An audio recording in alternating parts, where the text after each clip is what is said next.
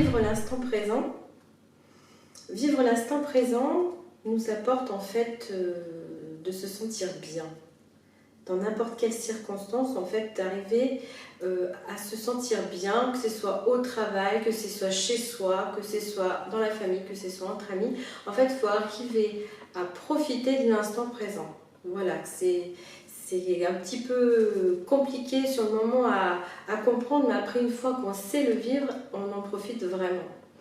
Donc on peut commencer par exemple par faire de la méditation de pleine conscience pour les gens qui veulent aborder ça, et ça c'est très sympa.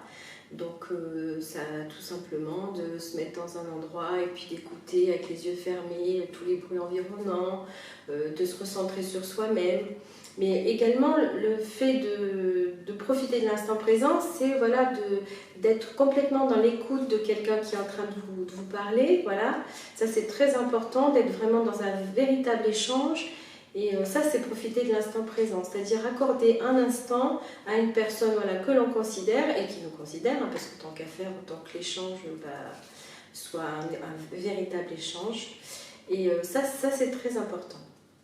Donc ne pas ressasser le passé parce que sinon on déprime, voilà, c'est vraiment pas bien de toujours parler du passé. C'est bien quand même de se souvenir des gens qui ne sont plus là, c'est important de parler d'eux, mais d'être toujours dans des situations passées nous empêche de profiter du présent et ça rend les gens déprimés, voire dépressifs.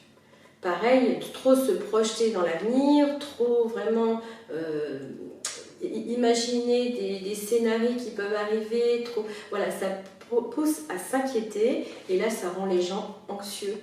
Donc c'est important vraiment de se dire voilà, aujourd'hui à l'instant T je profite, voilà, je suis dans telle situation et je vis mon moment pleinement. Alors c'est sûr que d'être dans les bouchons c'est pas rigolo, voilà, par exemple quand on est au volant de sa voiture et puis qu'on est par exemple dans le trafic routier, mais bon, par exemple on peut en profiter soit pour écouter quelque chose de sympa à la radio, une musique qu'on aime bien sinon, ou tout simplement faire des exercices respiratoires qui vont nous détendre.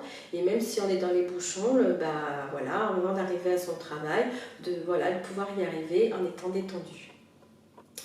Voilà, ça c'est ce que je voulais vous dire aujourd'hui.